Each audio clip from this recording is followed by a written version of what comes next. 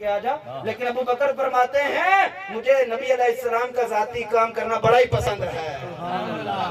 وہی ابو بکر کبھی غار میں جھاڑو لگا رہے ہیں، کبھی سر دبا رہے ہیں، کبھی ٹانگیں مبارک دبا رہے ہیں، کبھی پاؤں مبارک دبا رہے ہیں، کبھی غار کے سوراخ بند کر رہے ہیں، کبھی غار کے اندر سے صفائی کر رہے ہیں، کبھی ہجرت کے موقع پہ آگے بھاگ رہے ہیں، کبھی پیچھے بھاگ رہے ہیں، کبھی دائیں کبھی بائیں، ہر طرف بھاگتے ہوئے جا رہے ہیں۔ توجہ رکھنا حضور کی امت، رات کے 11 بج رہے ہیں، نور پیر کا ٹائم شروع ہونے لگا ہے۔ توجہ رکھنا بات کی طرف، جب مدینہ شریف میں پہنچے نا، اس قدر انوار و تجلیات مصطفیٰ کریم کے ابو بکر پر پڑ چکی تھی، صاحب مدینہ پہچان ہی نہ سکے ان میں ابو بکر کون ہے اور محمد کریم کون ہے۔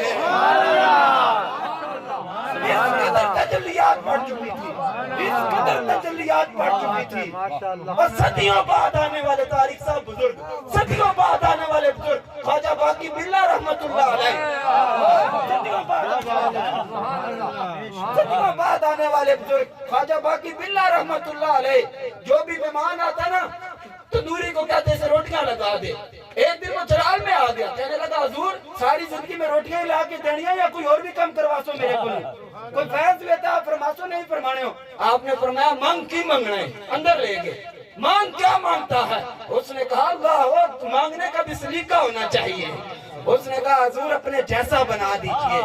روایات میں آتا ہے یہ حضرت شیخ سرہندی رحمت اللہ علیہ کے بھی پیر ہیں، ہمارے نقشبندیوں کے پیشوا بھی ہیں۔ اللہ اکبر، روایات میں آتا ہے خواجہ باقی باللہ نے ایک نگاہ اٹھائی اور اپنے جیسا بنا دیا۔ صدیوں بعد آنے والا بزرگ ایک نگاہ اٹھائے تو اپنے جیسا بنا دے، تو جسے ٹک ٹکی باندھ کے مصطفیٰ کریم کا 3 دن لگاتار دیدار کیا ہے۔ وہ بھائی رہے تو لوگ پہچان ہی نہیں سکے ان میں نان پکانے والا کون ہے اور خواجہ باقی باللہ کون ہے، لیکن فرق اتنا تھا وہ نان پکانے والا بے ہوش تھا اور خواجہ صاحب ہوش میں تھے اور وہ اسی میں مر گیا۔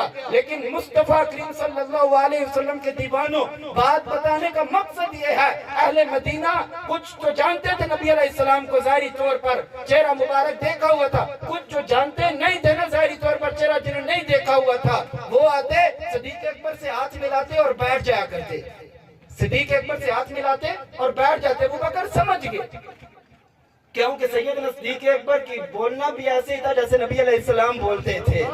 سیدنا صدیق اکبر پگڑی بھی ایسے ہی باندھتے تھے جیسے نبی علیہ السلام پگڑی باندھتے تھے۔ اگر یہاں سے سرکار کی پگڑی تھوڑی سی ڈھیلی ہے نا تو ابو بکر بھی یہاں سے پکڑ کر تھوڑی سی ڈھیلی کر دیا کرتے تھے۔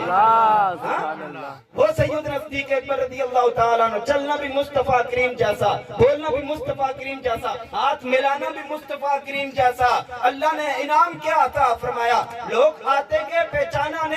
صدیق اکبر نے کیا کیا؟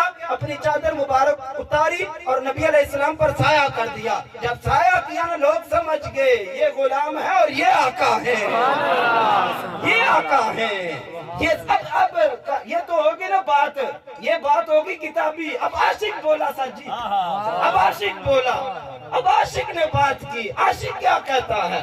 عاشق کہتا ہے نا عشق نے جڑے ہونے نا بار وہ بکرے ہی ہونے نے، وہ بکرے ہی بار نے۔ عاشق نے کیا کہا؟ عاشق بولا، عاشق کہنے لگا ابو بکر نے تو چند گھنٹوں کے لیے، چند لمحوں کے لیے مصطفیٰ کریم پر سایہ کیا نا۔ عاشق کہتا ہے اللہ نے انعام یہ بخشا کہ قیامت تک اللہ نے گنبد خضرا کا سایہ ابو بکر کو عطا فرما دیا۔ یہ اپنی اپنی محبت کی بات ہے۔ عاشق کہتا ہے قیامت تک اللہ نے وہ چند سائے کے بارے میں کہ وہ چند منٹوں کا سایہ کیا، اللہ نے کہا ابو بکر تو نے میرے مصطفیٰ کی عزت پہ پہرا دیا ہے، تو نے میرے مصطفیٰ کی عزت کا خیال رکھا ہے، اب قیامت تک ہم تمہیں گنبد خضرا کا سایہ عطا فرماتے ہیں۔ لبیک لبیک لبیک یا رسول اللہ،